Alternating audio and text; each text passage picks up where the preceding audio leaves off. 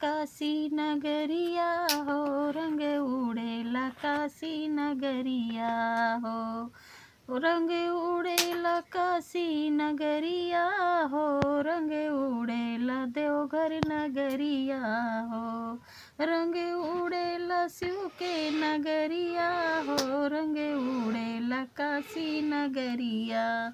उड़ते उड़ते रंगे गोकुल में पहुँचे, उड़ते उड़ते रंगे गोकुल में गईले, गोकुल में गईले हो मथुरा में गईले, उड़ते उड़ते रंगे गोकुल में गईले, गोकुल में गईले हो मथुरा में गईले।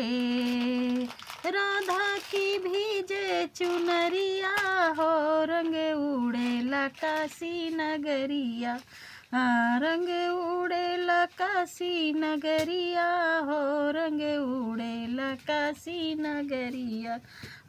उड़ते उड़ते रंगे अवध में गईले, अवध में गईले हो अयोध्या में गईले। सीता की भीजे चुनरिया हो, रंग उड़ेला शिव के नगरिया हो, रंग उड़ेला शिव के नगरिया हो, रंग उड़ेला काशी नगरिया। उड़ते उड़ते रंग जौनपुर में गईले, उड़ते उड़ते रंग फैजाबाद गईले, उड़ते उड़ते रंग विंध्याचल में गईले। मैया की भीगे चुनरिया हो, रंग उड़ेला काशी नगरी, रंग उड़ेला देवी नगरिया हो, रंग उड़ेला काशी नगरिया। मैया की भीजे चुनरिया हो, रंग उड़ेला काशी नगरिया, रंग उड़ेला काशी नगरिया हो, रंग उड़ेला काशी नगरिया। उड़ते उड़ते रंग पर्वत पे गईले, उड़ते उड़ते रंग पर्वत पे गईले, पर्वत पे गईले हो कैलाश में गईले।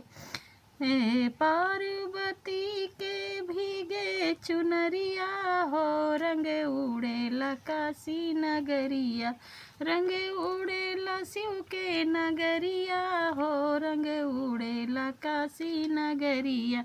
उड़ते उड़ते रंग बैकुंठ में गईले, उड़ते उड़ते रंग बैकुंठ में गईले, बैकुंठ में गईले हो बैकुंठ में गईले। लक्ष्मी की भीगे चुनरिया हो, रंग उड़ेला काशी नगरिया, रंग उड़ेला काशी नगरिया हो, रंग उड़ेला काशी नगरिया। उड़ते उड़ते रंग देवलोक में गईले, देवलोक में गईले हो देवलोक में गईले। उड़ते उड़ते रंग देवलोक में गईले, देविन के भीजे चुनरिया हो, रंग उड़ेला काशी नगरिया, रंग उड़ेला काशी नगरिया हो, रंग उड़ेला काशी नगरिया।